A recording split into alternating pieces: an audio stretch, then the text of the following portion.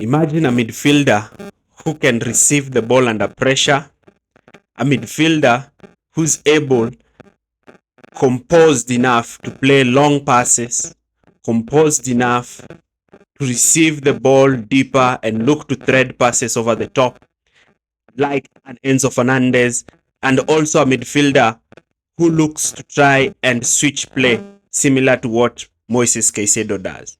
What about a midfielder who tackles, like Caicedo? A midfielder who understands the reading of the games, similar to Caicedo. A midfielder who is also press resistant somehow, like Romeo Lavia. And a midfielder with a physicality similar to the best defensive midfielders in the league. That is a player who we are going to discuss in our video today. Try to analyze him, see what he actually possesses and what he can actually bring to Chelsea Football Club. We know very well that Maresca is from the Pep School of Football, and from the Pep School of Football, we do understand that in this kind of situation, he likes to play his team similar to how Pep Guardiola likes to play it. Now, we know that Maresca's system is similar to that of Pep. Dominant possession, having twin tens who look to try and stretch the opposition's midfielders, and having a centre back or a fullback who steps into midfield, and a defensive midfielder who's so important in the way that. Now, Essugo is that player who has come to Chelsea, and because he has come to Chelsea, we need to understand what type of player he is, what he's going to offer to Chelsea Football Club. And in our video today, we in-depthly look at his role and what he will actually offer to Enzo Maresca. Before we start, do not forget to like, share, and subscribe to this channel for more videos like this. Maresca has stated time and time again that he has a philosophy of play of how he wants his team to play. And this philosophy of play is something that Maresca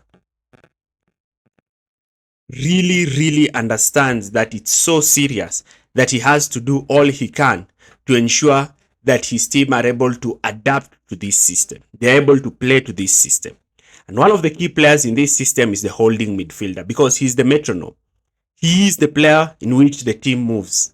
And so, Maresca, understanding that, there is a way Maresca sets his team up. Maresca wants to have that balance in defense and attack, and he has preferred using a 4-2-3-1 formation with the above personnel as his starting lineup.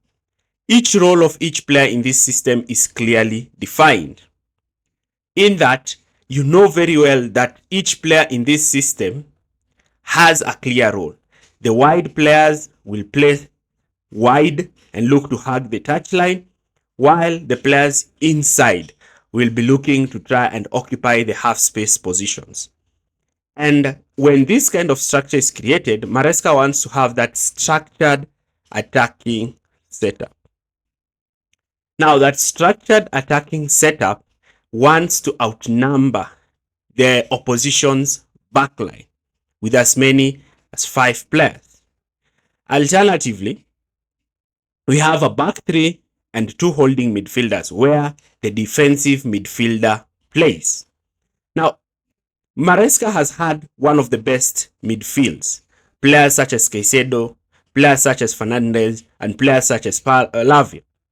Players who understand their position on the pitch, players who are very good in passing in tight areas, and players who know how to occupy their positions perfectly. And because of this, Maresca understands that Essugo is one of the players who can come in and step to deputize a player like Lavia.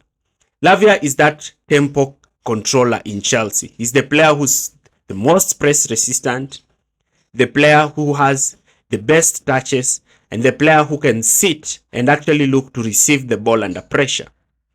Maresca's system requires 2 midfielders who are so good on the ball, who are so good in receiving the ball under pressure, and who are so good at dribbling past their opponents. Midfielders who don't want to make the... Maresca wants to make a midfield that does not just receive the ball. A midfield that does not make a simple pass. a midfield that is able to carry the ball and look to dribble with the ball forward and look to try and create something for the team. Maresca's system also deploys two attacking midfielders who look to receive the ball in between the lines, and once they receive the ball in between the lines, they are able to receive it and look to control the ball and look to progress with the ball high up the pitch.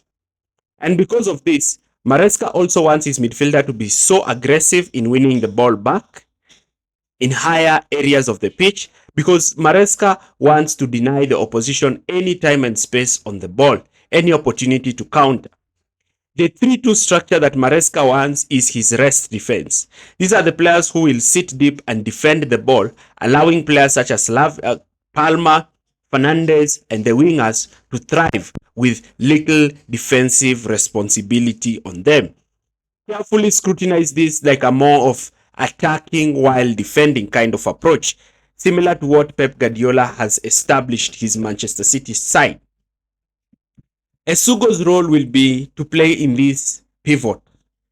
He should be ready to receive the ball directly from his center backs, and he should also know when to drop and help the defense line, especially looking to cover the wide areas, similar to what Moises Caicedo does. Essugo should also be quite familiar with his positioning and be very press resistant, because Maresca wants his team to be so composed on the ball. And if you are not so composed on the ball, then it becomes difficult for you to actually be press resistant with the ball. And that's why you have that 3 structure that gives that safety net for Maresca. Now let's look at the statistics. Look at the bottom part. Look at how green it is. Essugo is that player who's so good defensively. He tackles at a similar rate like Caicedo. He intercepts the ball at a similar rate as Caicedo. His clearances, his aerial ability is also quite dominant.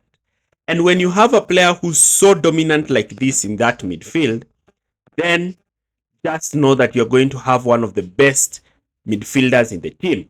And having him and adding him as part of our squad depth is something that we really need to factor in. Now, when you look at this, you also understand one thing. Essugo's role will be that of a player who looks to progress the ball further. And one thing I like about him is his long balls. Essugo likes to play these long balls over the top. And these long balls are so important, especially when you have players like Dilap and Neto who are looking to make runs. Though sometimes his long balls are not well pinpointed, but you can see his intent. Another thing that I like is the way he likes to intercept. He tackles similar to the way Caicedo does. But there's one thing that I have an issue with him is sometimes his line breaking passes which do not work. But when it comes to tackling and winning the ball, he's probably one of the best. He plays similar to how Caicedo does when he's looking to win that ball. And you can just see the slide tackles, which are very pinpointed. The tackles, the interceptions, and the way he looks to use his physicality to carry the ball forward. And Essugo looking to tackle will help Chelsea. So he's a player who's similar to Caicedo. So he's that player who you can look to play with Lavia. He can work well when he plays with Lavia, as Lavia is dictating the ball and him is looking to win the ball. Compare that to playing him with Caicedo. When you play him with Caicedo, then you are playing almost 2 similar players, because that is what he does. He is more of a tackler of the ball. He's more of a interceptor of the ball. He is a defensive midfielder. Let me just say he's a traditional defensive midfielder who wants to tackle, who wants to intercept, who wants to use his physicality to dominate the ball. And that is one thing that is going to add to Chelsea. Now, my opinion about this signing is that it is a good signing for Chelsea. It brings depth to Chelsea and also allows Chelsea to have that level of control in midfield in very tough games. What do you think? Do you agree with my analysis? Leave your comments in the comment section area below. Thanks for watching.